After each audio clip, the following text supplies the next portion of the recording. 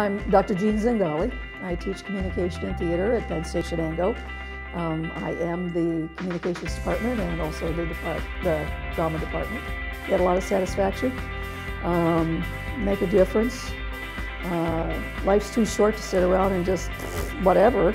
I'm a problem solver. I do it in a whole range of things.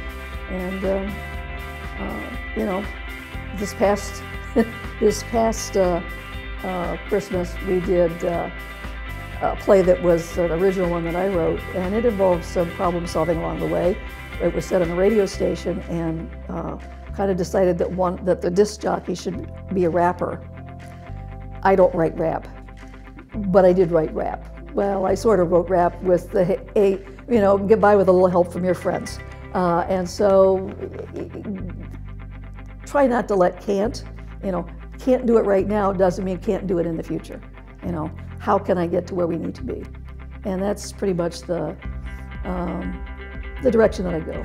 Yeah, as I was looking through the pictures that I had scanned, just to make it simpler, I was struck by that one, which was my sister and I as pretty small kids, elementary school. My mom, my grandmother, and my great-grandmother. And it wasn't until just a few days ago, actually, that I went, not only is that a neat picture and one that captures a moment that is not ever replaceable or able to be replicated, but in addition,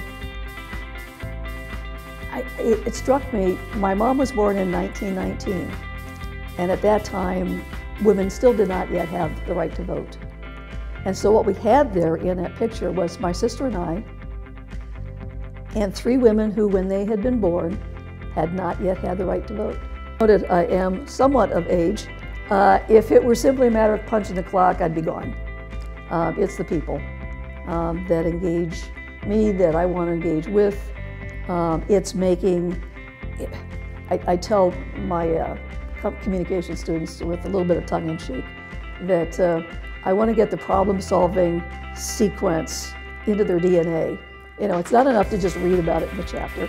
And we have a lot of other things that we look at in terms of communication theory and practice and group dynamics and what goes into leadership and stuff. But, the doing of it, the developing that sensitivity to something that we can, in group, that we can collectively tackle, that sense of people being there with you, for you, and you are there for somebody else, helping them make life better. That's what I'm at. I want to make it part of their DNA. Find your passion. Find the thing that gives you joy. Find the thing that, the true north, the thing that is going to give you joy. Because without that self-knowledge, you don't have the direction, and if you don't have the direction, you're not a leader. The second thing is that recognize that the path to that goal is not going to be wide, and it's not going to be straight. If it were, you wouldn't need to be a leader. Okay? Anybody can follow a straight line. Well, most people can follow a straight line. There are going to be obstacles to go over and around. And speaking as a theater person, it's those obstacles that people overcome that make them interesting as characters and as people. Learning without sharing is sterile. Mic drop. If the sole purpose was just to cram stuff in your head, you can do that on your own.